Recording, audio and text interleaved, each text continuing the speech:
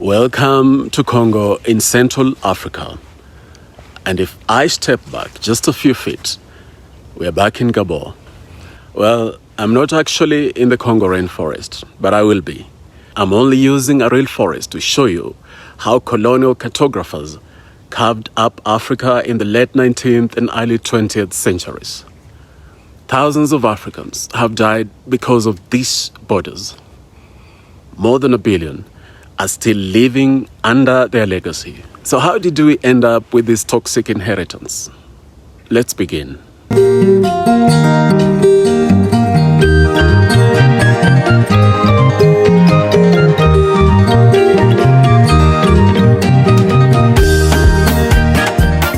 My name is DJ Bwakali. Welcome to African Awakening Mini, the short version of our meme show which drops every Thursday.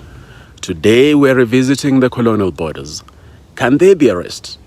Can they be redefined? Can we make them irrelevant? How do they affect you? And what can you do about it? The answer will shock you. But to get there, let's rewind to the very beginning, when Congo became the personal property of a European king. King Leopold of Belgium eyed Congo like a greedy hyena. His first expedition in 1877, led by 4 Belgian agents, failed miserably. So he brought in the notorious Henry Morton Stanley in 1878. Stanley's secret mission? Building roads, establishing trading posts, and tricking chiefs into signing treaties. Stanley had help. Belgian officers like Edmond Hansens, Joseph van der Velde, Theodore Neelis, and Nicholas Greining. They extended Leopold's reach up the Congo River. In 1895, at the Berlin Conference final days, Leopold's grip became official. The Congo Free State was born as his personal possession. Soon, Belgium and French cartographers entered the mighty Congo forest.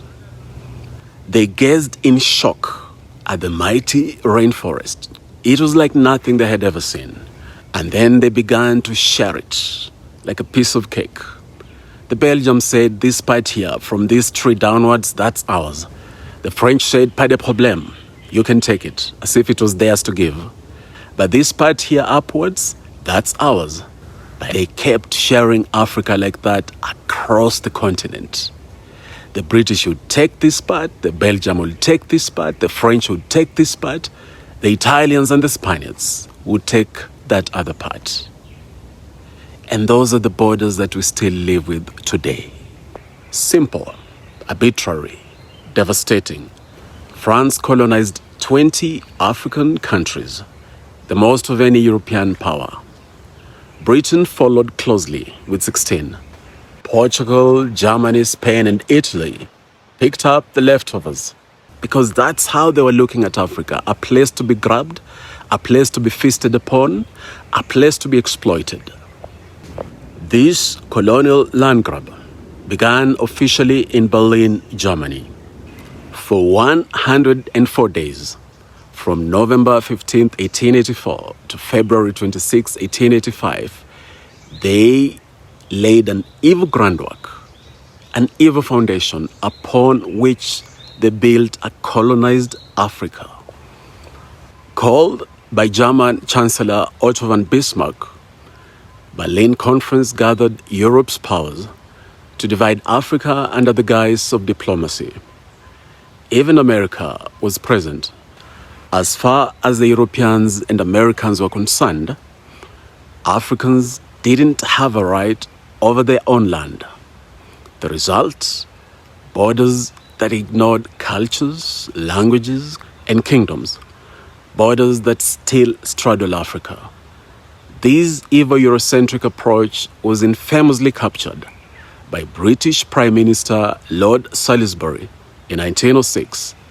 He described the Berlin Conference and the entire colonization preamble as European powers drawing lines upon maps where no white man's foot ever trod, giving away mountains and rivers and lakes to each other only hindered by the small impediments that we never knew exactly where the mountains and rivers and lakes were.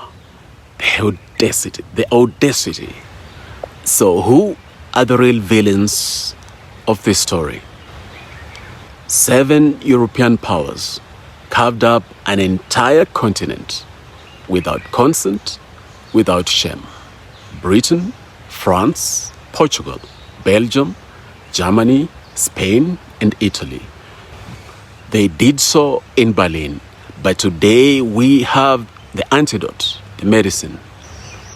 Nairobi, Kenya is the antidote. Yaounde, Cameroon is the antidote. Johannesburg, Cairo, Lagos, Ouagadougou, Burkina Faso, all African cities, towns, and villages. They are the antidote. The awakened African is the antidote. But to understand what we're healing from and what we shall do, let's look at one of the worst consequences of these borders.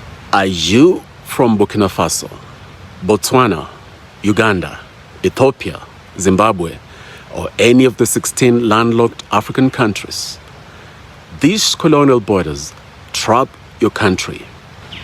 Landlocked nations have GDPs that are 5 to 6 times lower than coastal countries. Why? No seaports, high transport costs, dependency on neighbors, and slower growth. Although Ethiopia has defied the odds and has an economy that is stronger than many African countries, it's the exception. Coastal countries export more easily, import more cheaply, but there's a cure for this illness. I'll reveal it in the final 5 minutes of this episode. First, let's look at why African leaders accepted these borders in the first place. Because you'd think that they would have said, we will not proceed with these borders. But there's a reason why they accepted them. Uti possidetis juris, Latin for as you possess under law. This principle says that newly independent states should keep their colonial borders. In 1964, the OAU adapted to avoid chaos, border wars, ethnic conflicts, civil unrest. It was a practical decision for a dangerous time. But today, a new decision must be made. First, we must ask the question, why were the colonizers so desperate to control Africa? 2 M's and 1 P. Money, market, power. They wanted raw materials, rubber, diamonds, gold, ivory, palm oil, timber, copper, and more. They wanted markets for their goods and empires for their egos. King Leopold's Congo's obsession proves it. His rubber quarters brought terror. Villages were punished. Hands were cut off as warnings. The force publique enforced his tyranny. Millions died. Congo bled. All because it was his private possession. And you know what? This madness was enabled because of the borders that were drawn in Europe and stamped onto African soil.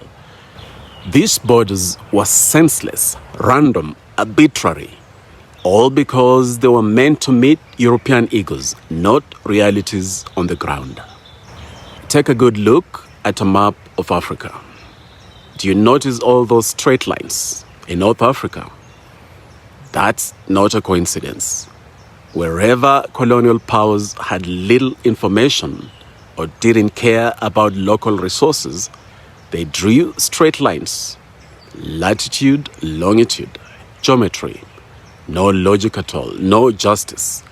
And this geometric madness continues to haunt us. On Thursday, 26 June, we'll go even deeper into this madness.